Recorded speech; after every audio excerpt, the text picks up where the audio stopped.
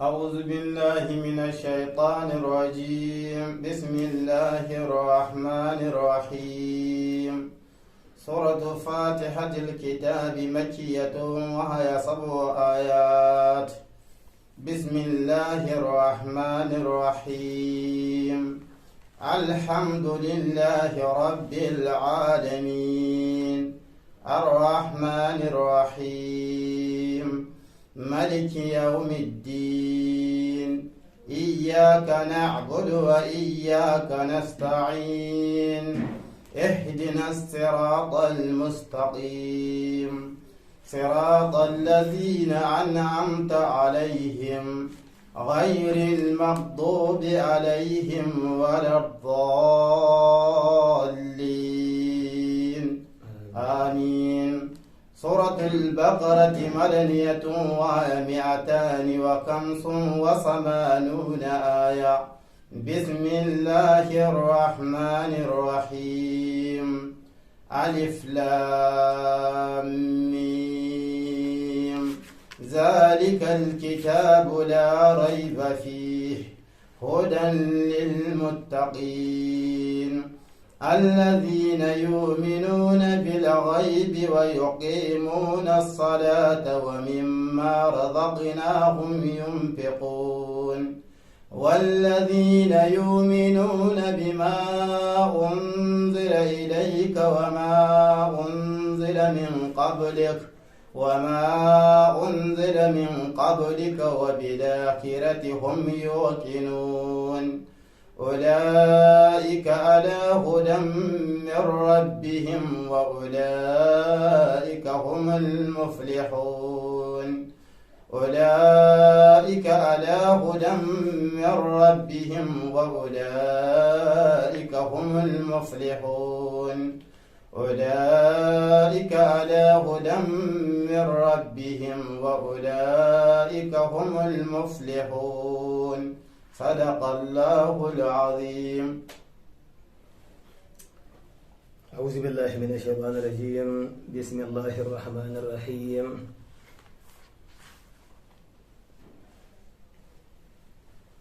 اللهم فاحجب لنا هذه المنية وأنلنا هذه البغية ولا تضحنا عن ذلك السابق ولا تجعلنا موبقة للمابق. فقد مددنا إليك يد المسألة وبخأنا بالاستكانة لك والمسكنة واستنزلنا كرمك الجمع وفضلك الذي عم بضراعة الأدب وبضاعة العمل ثم بالتوصل بمحمد سيد البشر وشفيع المشفع في المحشر الذي ختمت به النبيين وأعليت درجته في عليين ووصفته في كتابك المبين فقلت وأنت أصدق القائلين وما أرسلناك إلا رحمة للعالمين. اللهم فصل عليه وعلى آله الهادين وأصحابه الذين شادوا الدين واجعلنا لهديه وهديهم متبعين وانفعنا بمحبته ومحبتهم أجمعين إنك على كل شيء قدير وبالإجابة جدير. jama'ar musulmi assalamu alaikum wa rahmatullahi ta'ala wa barakatuhu.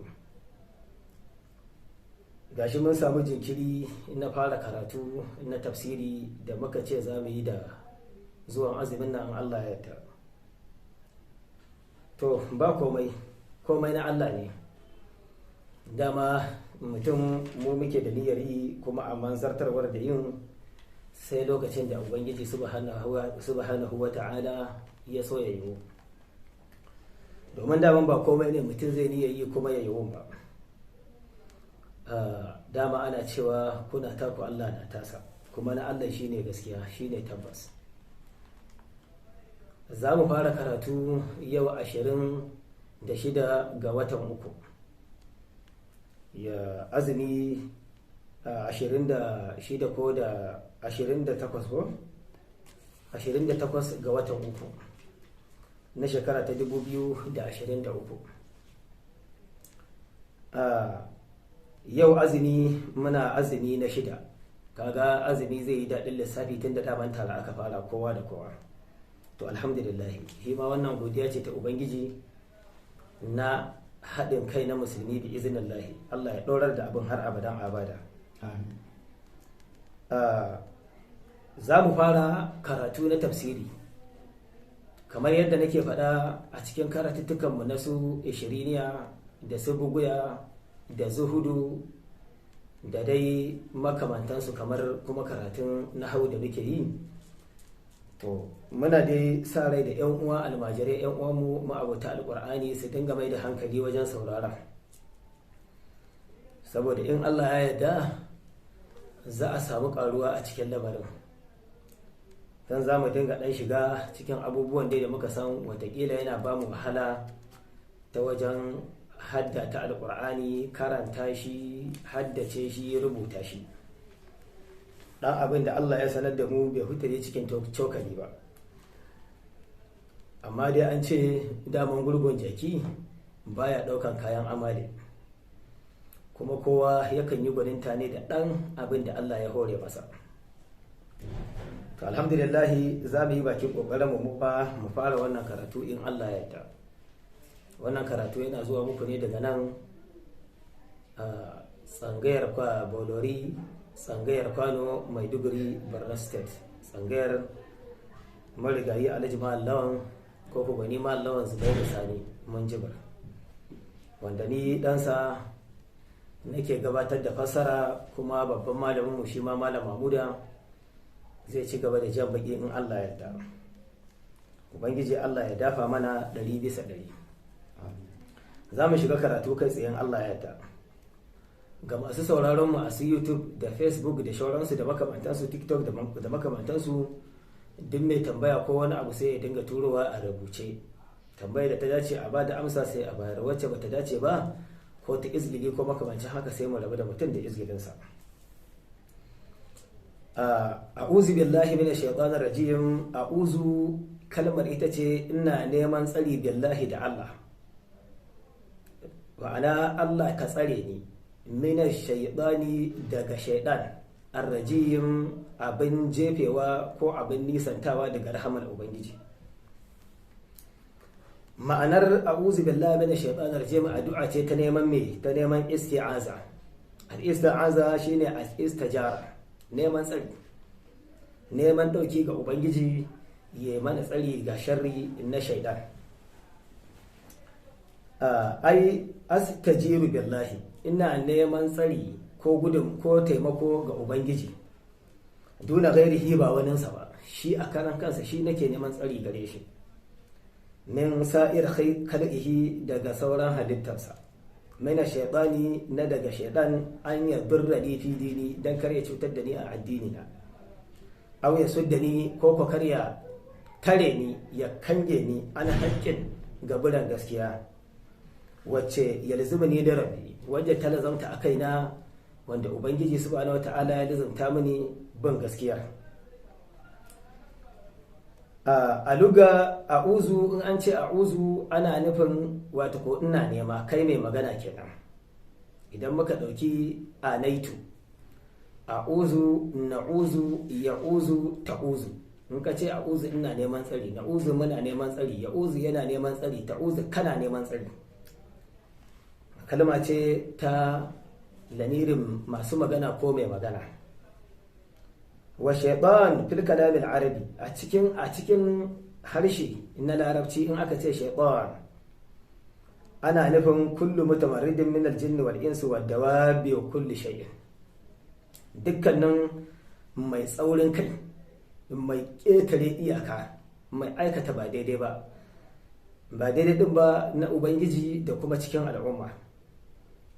Min aljinni na daga aljani, wal insi kaga aljani shine mai sanya waswasi wanda ba ganin shi ake ba, wal insi da kuma na mutum, akwai shaidanu a mutane waɗanda wani in ka gan shi a wuta daman kai ka san sanadin wani ne. Yanzu akasari in kaga mutum yana saban Allah to dalilin wani ya fara yi, ko shan giya kaga mana yi mutum yake yi, ko zina ko makamantansu.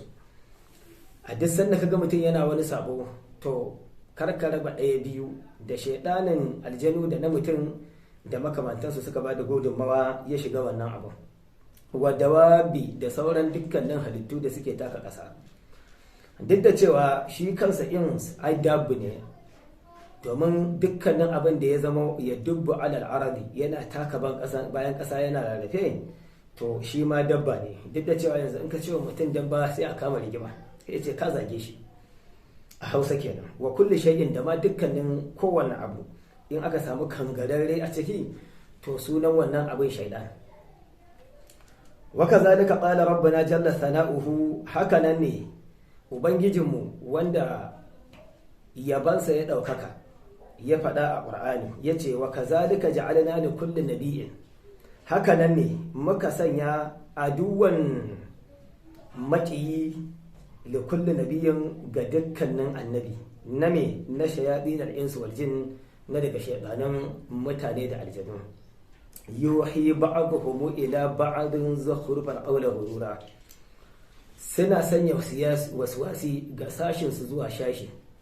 Ayyuwasu suna sanya waswasi ga sashin su zuwa sashi. Na zukhrufal qawli, kyakkyawa da daddadan zance. Gururan suna yi ne domin rudi kawai. To kaga kenan Qur'ani ya tabbatar mana da akwai shaidanu a mutane, akwai shaidanu a aljanu, kuma dukkanin kangarare da ya ƙi lamarin ubangiji ko ya bijirewa al'umma, kamar ya zama ɓarawo, makashi da makamantansu, kaga shi ma wannan waye shaidani ne. Shi yasa ko yaro ne yake kiriniya, sai ka ji an ce kaiwa ne mun gaji da wannan shaidancin naka, shi ne ƙwarai kuwa, ma'ana aikin da ba daidai ba. Fa ja'ala min al-insi shayadina mithlu allazi ja'ala min al-jinni, kaga Allah ya sanya akwai shaydanu na daga mutane, misalin wanda yake shaydani daga cikin aljanu.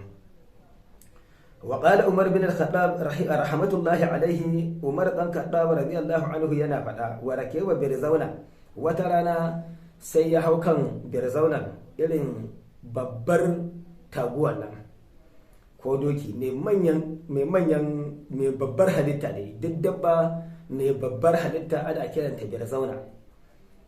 Faja'ala yatabaktaru bihi, sayyidina Umar yana kan wannan dabba sai ta dinga nannokewa ta ki tafiya yadda ya dace, shi ne take takama da shi akai.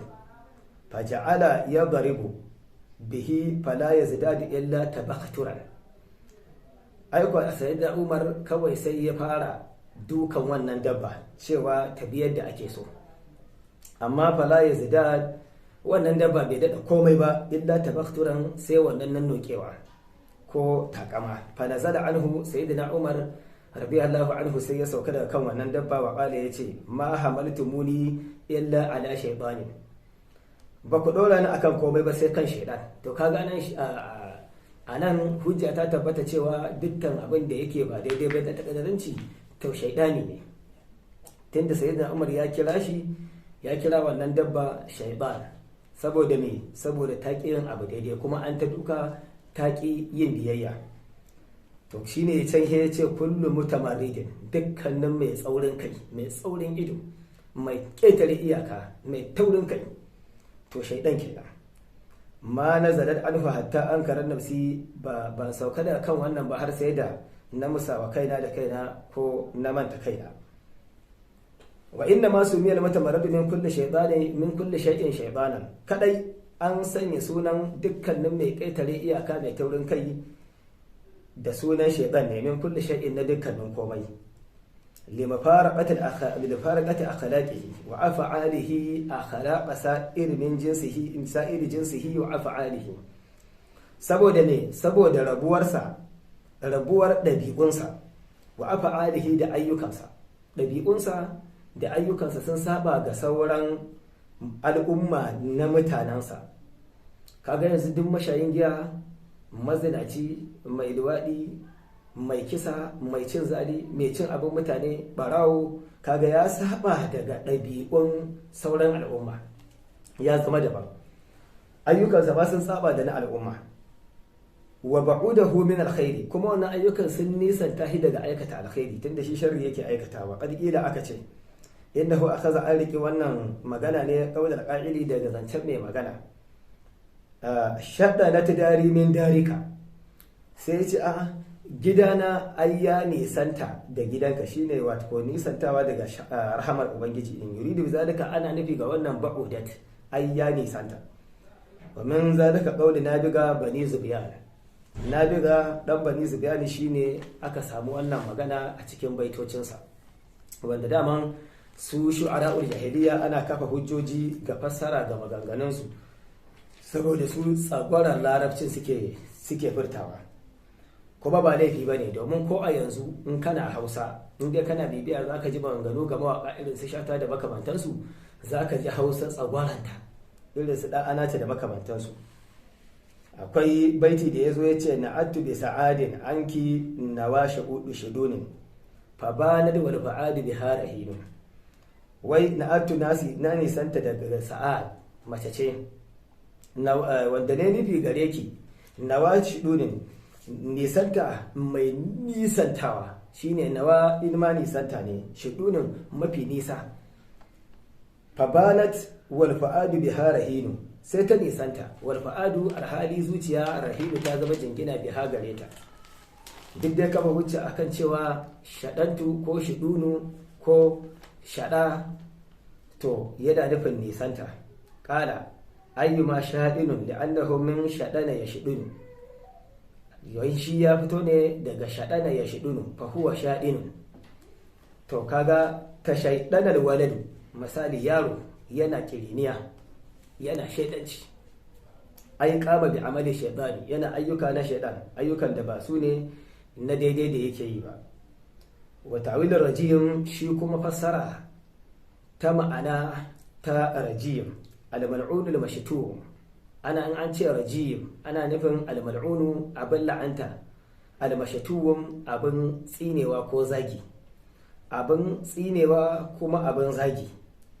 Shine zagi yana nufin batanci, kaga duk wanda aka ce wa shaidan an batance shi, in kuma ya aikata abin da na shaidancin ne kaga sai ya kiyaye ya daina.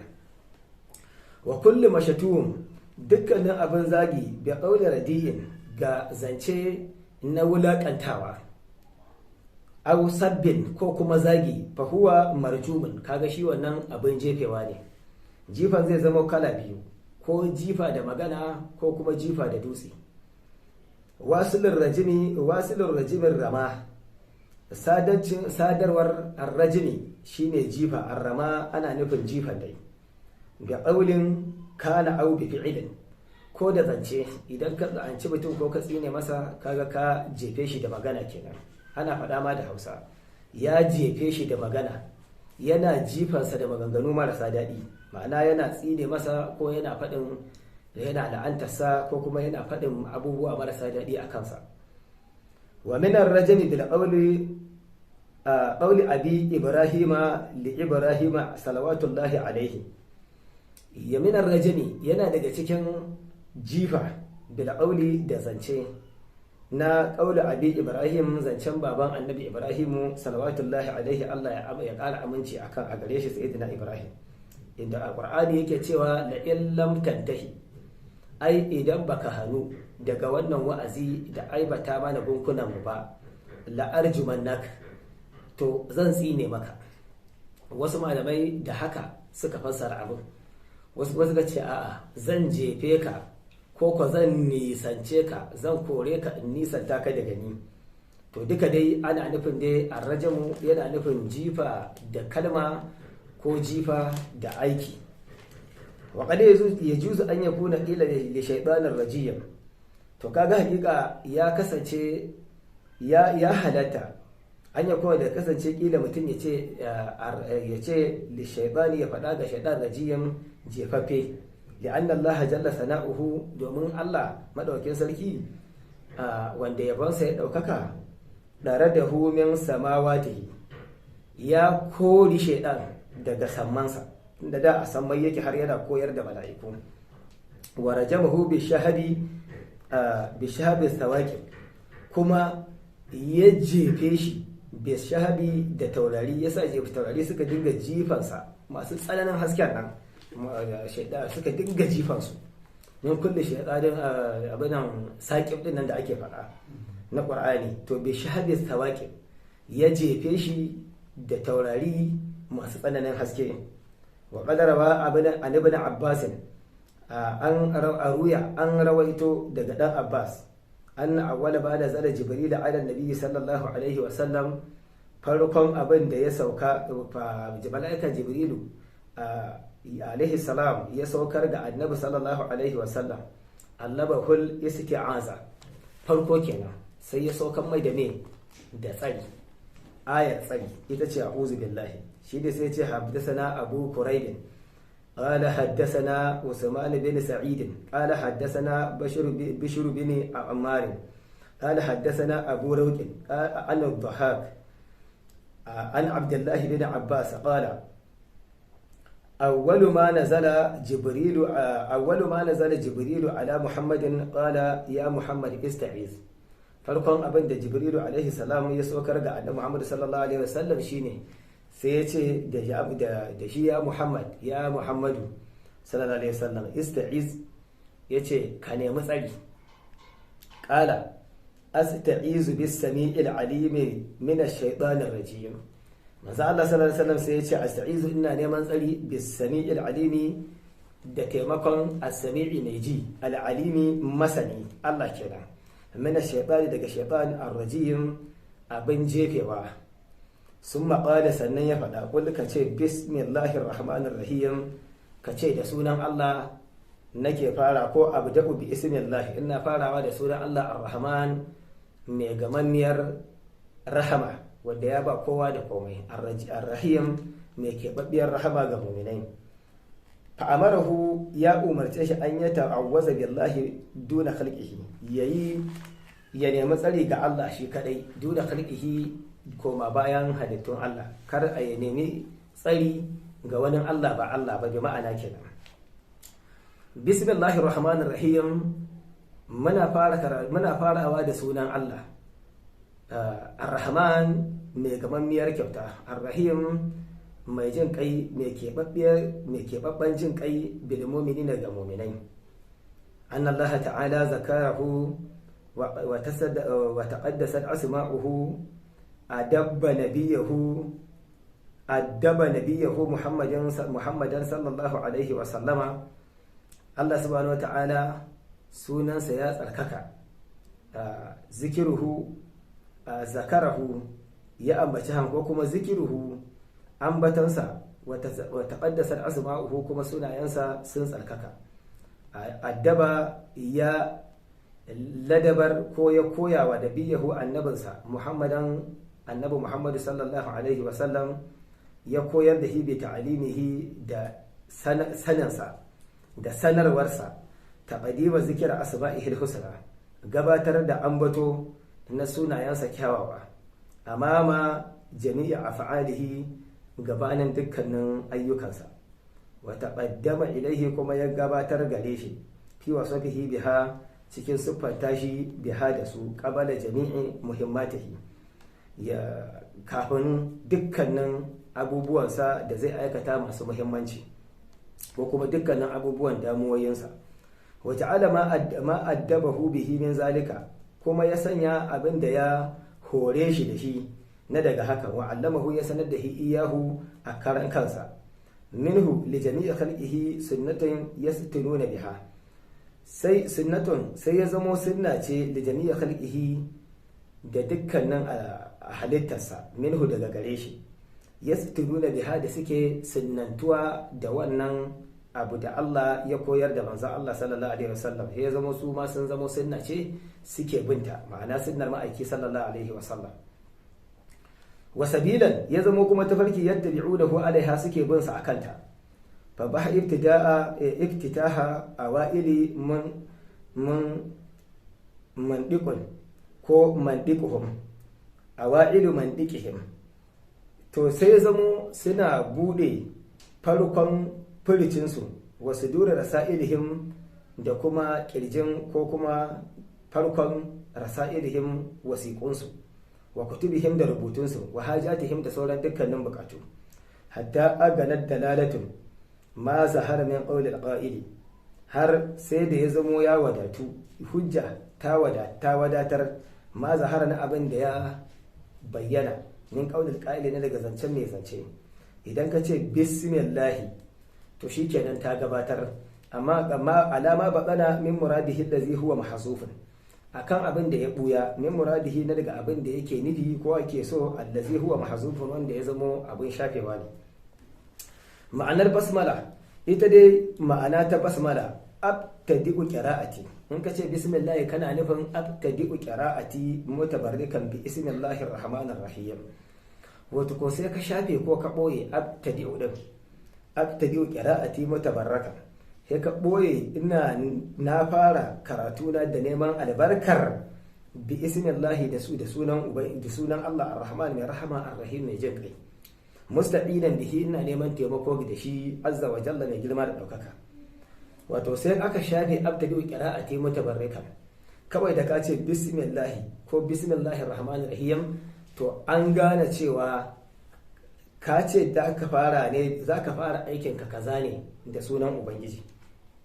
Hakamal basmala mashru'ul la'abdi madalubun minhu an yubasmila inda qira'ati kulli suratin min kitabillahi ta'ala, sai aka hukunta bismillah mashru'un ta zamo abin shar'antawa ko kuma abar fara da al'abdi gabawa, madalubun minhu abin nema gare shi an yubasmila yayi bismillah inda qira'ati kulli suratin, wajen karanta kowace irin sura, kowace sura min kitabillahi daga littafin Allah shine alqur'ani, illa inda qira'ati surati tauba, sai nan ga karanta surar tauba, fa innahu la yubasmilu, domin shi anan, domin yadda lamarin yake la yubasmilu ba a yin bismillah, wa in kana fi salatil mafrudati yubasmilu sirran, idan kuma ya kasance a cikin sallah ne ta farilla, cikin sallah ta farilla to yubasmilu ana yin bismillah ne sirran a boye. In kanatis salatu jahariyan, in kuma sallar ta kasance ita mai bayyana karatu ce kamar asuba da magariba da isha, to sai a yi bismillah a zuci, sai kuma a yi ta, sai kuma a ci gaba da karatu a sarari. Wannan kamar malikiya su sun zo da haka, sauran kuma akwai mazhabobi wanda su kuma ba haka suke ba. Wa yasunnu lil abdi an yaqula, ya zama sunna gabawa da yace bismillahi inda al'akari wa shurbi, ya ce bismillahi, ya faɗi ya ce bismillahi inda al'akali nan ga cin abinci, in zai fara cin abinci wa shurbi ko zai sha ruwa, wa libsin saudi da sanya tufa shi ba ya ce bismillahi, wa inda dukulil masjidi da kuma wajen shiga masallaci, wal khuruj minhum da kuma fita daga masallacin, wa inda rukubi da kuma lokacin da zai hau abin hawa, wa inda kulli amrin ziba da dukkanin wani al'amari ma'abocin damuwa wanda abin damuwa ne a yi shi, to sai a ce bismillahi. Abin hawan nan mota ce ko keke na wannan zamani ko jirgi ko makamantansu, ko dabba, doki ne, jaki ne da makamantansu, kai ko da ga wajen iyali ne haka yake, sunna ce in za ka hau ka ce bismillahi, to Allah zai kori shaidan daga gurin. Kama ya jiba alaihi an ya kula, kamar yadda ya wajaba alaihi da ya ce bismillahi wallahu akbar inda zubhi wan nahar, ya wajaba kansa ya ce bismillahi wallahu akbar inda zubhi nan ga yanka, in zai yanka abin yanka na dabba, wan nahar ko kuma wajen suka in zai soke taguwa. To ita bismillah tana da faɗi da yawa, abin da yasa Allah subhanahu wataala ya sunnanta wa bayi yin bismillah, to akwai dalilai masu yawa. Riba ce a gare ka na samun lada duniya da lahira, riba ce a gare ka na samun ƙarfin ibada, domin a duk sannan aka haifi ɗan adam an ce ana haifarsa ne da shaidaninsa, wanda shi zai dinga sa shi ya dinga shaidanci, ya dinga abubuwan da ba daidai ba. To idan Allah ya taimaka, shi yasa ko da iyaye mata ake son duk abin da za su yi wa yaro su dinga cewa bismillahi. Daga lokacin da zaki ba yaro nono kika ce bismillahi, to shi daman ya zama dole lokacin da yaro tun da aka haife shi aka shaidan tsinsa za a haifi shaidan ajiye masa, to duk abin da yaron zai yi shaidan din ma shi ma zai yi. Idan abinci za a ci yaron zai ci, to shi ma shaidan wannan abincin zai ci. Idan riga za a sa haka, in sutura ce, duk abin da za a yi wannan yaron shi ma na shaidan yana ciki. To amma idan za a yi wa yaron ba za a ba yaro nono sai aka ce bismillahi, to wannan nono ya haramta ga wannan yaro shi na shaidan, shi ba zai sai ya sha nonon ba saboda an ambaci sunan ubangiji. to idan aka tafi a haka, duk sanda za a ba yaron nono ko za a ba shi abinci, za a mai wanka, za a sa mai sutura, za a ba shi komai, ana bismillahi, to kaga shi wancan ba shi da abincin da za a ci daman sai wanda wannan yaro zai ci. to za su yi ta tafiya a haka har shi ya ta ramewa, baya ci baya sha, shi kuma wannan yana kiba. to a nan ne zai samu raunin karfi har ya zamo ya kasa samun karfin da zai iya kangarar da wannan yaro ya aikata ba daidai ba a rayuwarsa.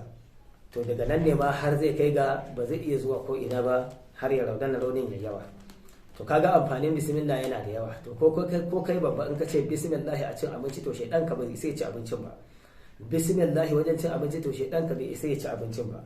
bismillah zaka shiga daki, shaidanin ka bai isa ya shiga dakin ba, kaga zai ta zama a waje har sai ka fito.